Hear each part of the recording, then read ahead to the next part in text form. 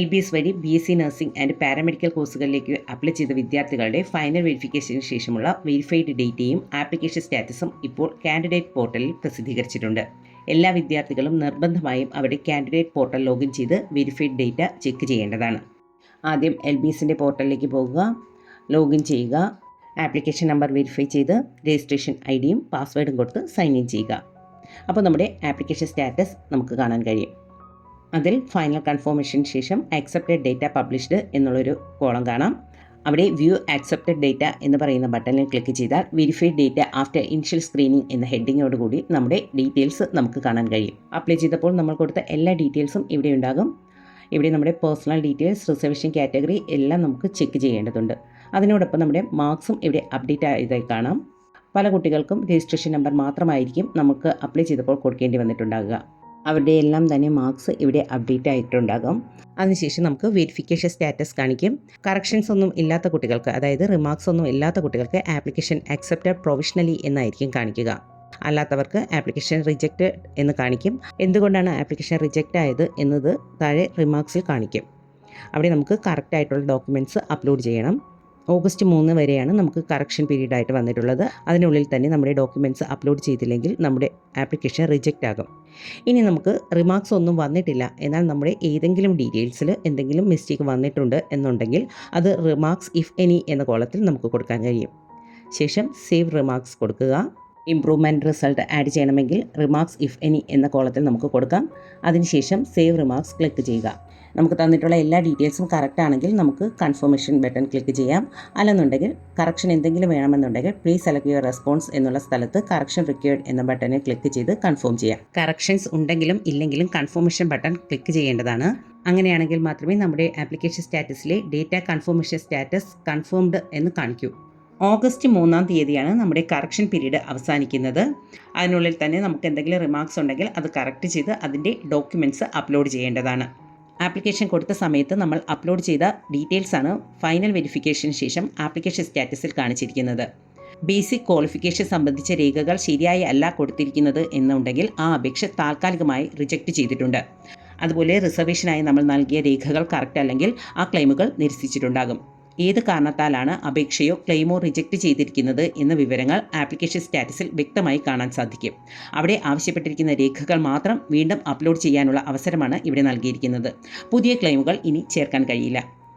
ആവശ്യപ്പെട്ട രേഖകൾ നിശ്ചിത സമയപരിധിക്കുള്ളിൽ അപ്ലോഡ് ചെയ്താൽ അതിൻ്റെ പരിശോധന പൂർത്തിയാക്കിയ ശേഷം വീണ്ടും ആപ്ലിക്കേഷൻ സ്റ്റാറ്റസിൽ അത് കാണിക്കുന്നതാണ്. മറ്റൊരു പ്രധാനപ്പെട്ട കാര്യമാണ് തെറ്റായ വിവരങ്ങൾ രേഖപ്പെടുത്താതിരിക്കുക എന്നത്. അങ്ങനെ ചെയ്താൽ അഡ്മിഷൻ ലഭിച്ചാലും അത് ഏത് ഘട്ടത്തിൽ കണ്ടുപിടിച്ചാലും അഡ്മിഷൻ ക്യാൻസൽ ആവുന്നതാണ്.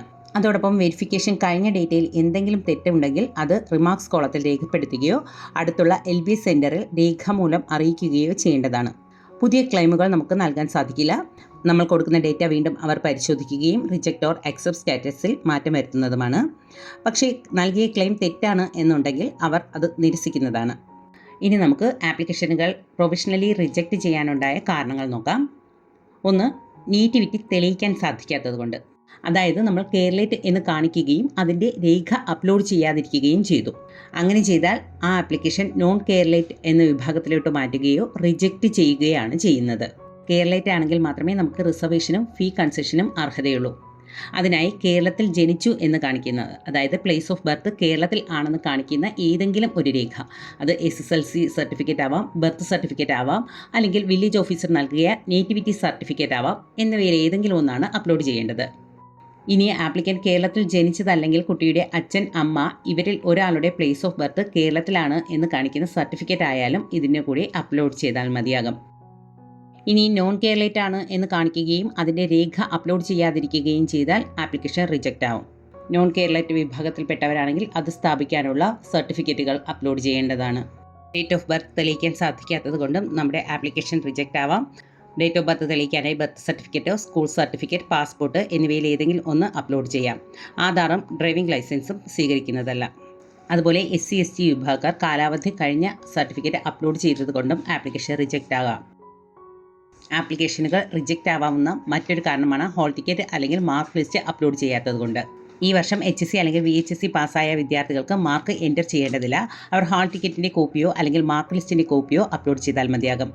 Mark list not clear, not valid, net copy of mark list, incomplete, not submitted തുടങ്ങിയ റിമാർക്സ് ഉള്ളവർ മാർക്ക് ലിസ്റ്റ് ഒറിജിനൽ അപ്ലോഡ് ചെയ്യണം. അതുപോലെ ചില വിഷയങ്ങൾ 2026 പാസ്സാവുകയും മറ്റുള്ളവ മുൻ വർഷങ്ങളിൽ പാസ്സാവുകയും ചെയ്തിട്ടുണ്ടെങ്കിൽ എല്ലാ മാർക്ക് ലിസ്റ്റുകളും കമ്പൈൻ ചെയ്ത് ഒറ്റ PDF ആയി അപ്ലോഡ് ചെയ്യുക. CBSE, ISE, ഓപ്പൺ സ്കൂൾ അല്ലെങ്കിൽ അതർ സ്റ്റേറ്റ് ബോർഡ് പഠിച്ചവർ മാർക്ക് ലിസ്റ്റാണ് അപ്ലോഡ് ചെയ്യേണ്ടത്. Pass certificate or hall ticket upload ചെയ്യുന്നവ സ്വീകരിക്കുന്നതല്ല. അപ്ലോഡ് ചെയ്യുന്ന ഡോക്യുമെൻറ്റ്സ് കംപ്ലീറ്റ് ആയിരിക്കണം. അതിൽ വ്യക്തമായി ബോർഡിൻ്റെ പേരും വർഷവും ഉണ്ടായിരിക്കണം. ഗ്രേഡ് മാത്രം കാണിച്ചിട്ട് മാർക്ക് ലിസ്റ്റ് അപ്ലോഡ് ചെയ്തവർ ഗ്രേഡ് ടു പെർസെൻറ്റേജ് കൺവേർഷൻ കാണിക്കുന്ന പേജും അപ്ലോഡ് ചെയ്യണം. ഇനി നമുക്ക് റിസർവേഷൻ കാറ്റഗറിയിലെ ക്ലെയിംസ് നിരസിക്കാനുണ്ടായ കാരണങ്ങൾ നോക്കാം. മൈനോറിറ്റി ക്ലെയിം നിരസിച്ചതിന് പ്രധാന കാരണം കമ്മ്യൂണിറ്റി തെളിയിക്കുന്ന സർട്ടിഫിക്കറ്റ് അപ്ലോഡ് ചെയ്യാത്തതാണ്. കമ്മ്യൂണൽ റിസർവേഷൻ നിരസിച്ചതിന് കാരണം SC/BC വിഭാഗക്കാർ നോൺ ക്രീമി ലെയർ സർട്ടിഫിക്കറ്റും SC/ST വിഭാഗക്കാർ കമ്മ്യൂണിറ്റി സർട്ടിഫിക്കറ്റും അപ്ലോഡ് ചെയ്യാത്തതാണ്. Non creamy layer certificate upload ചെയ്യുന്നവർ ശ്രദ്ധിക്കേണ്ടത് സ്റ്റേറ്റ് എഡ്യൂക്കേഷൻ പർപ്പസിനായുള്ള നോൺ ക്രീമി ലെയർ സർട്ടിഫിക്കറ്റ് മാത്രമേ ഇവിടെ സ്വീകരിക്കുകയുള്ളൂ. ഇൻകം ആൻഡ് അസറ്റ് സ്റ്റേറ്റ്മെൻറ്റിൽ ഇൻകം 4 ലക്ഷത്തിന് മുകളിലാണെങ്കിൽ EWS റിസർവേഷൻ നിരസിക്കപ്പെടും. ഇൻകം ആൻഡ് അസറ്റ് അല്ലെങ്കിൽ AAY സർട്ടിഫിക്കറ്റ് മാത്രമേ EWS കോട്ടയ്ക്ക് അപ്ലോഡ് ചെയ്യേണ്ടതുള്ളൂ.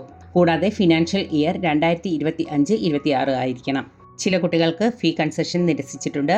അനക്ഷർ 3rd സിയിൽ ലിസ്റ്റ് ചെയ്തിട്ടുള്ള OEC വിഭാഗക്കാർ കമ്മ്യൂണിറ്റി തെളിയിക്കുന്നതിനുള്ള രേഖകളായ community certificate, non creamy layer certificate, SSLC upload ചെയ്തിട്ടില്ലെങ്കിൽ fee concession നിരസിക്കപ്പെട്ടിട്ടുണ്ട്.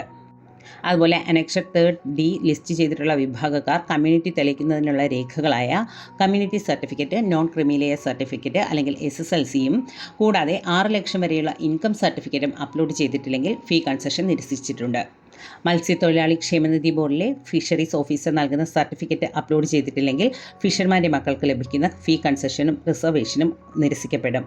Identity card, passbook എന്നിവ സ്വീകാര്യമല്ല. ഇനി സ്പെഷ്യൽ റിസർവേഷനായ എക്സ് സർവീസ്, ഡിഫൻസ്, പാരാമിലിറ്ററി എന്നീ വിഭാഗങ്ങളിൽപ്പെട്ട കുട്ടികൾ അനക്ഷർ പ്രകാരമുള്ള സർട്ടിഫിക്കറ്റ് അപ്ലോഡ് ചെയ്തിട്ടില്ലെങ്കിൽ ആ ക്ലെയിമുകൾ നിരസിക്കപ്പെടും. ആപ്ലിക്കേഷനുകൾ റിജക്റ്റ് ആയ കുട്ടികൾ നാം കൊടുത്തിട്ടുള്ള ഡീറ്റെയിൽസിൽ എന്ത് കറക്ഷനാണ് വരുത്തേണ്ടത് എന്ന് മനസ്സിലാക്കുക. അതിനനുസരിച്ച് കറക്ഷൻ വരുത്തുകയും വേണ്ട ഡോക്യുമെൻറ്റ്സ് അപ്ലോഡ് ചെയ്യുകയും വേണം.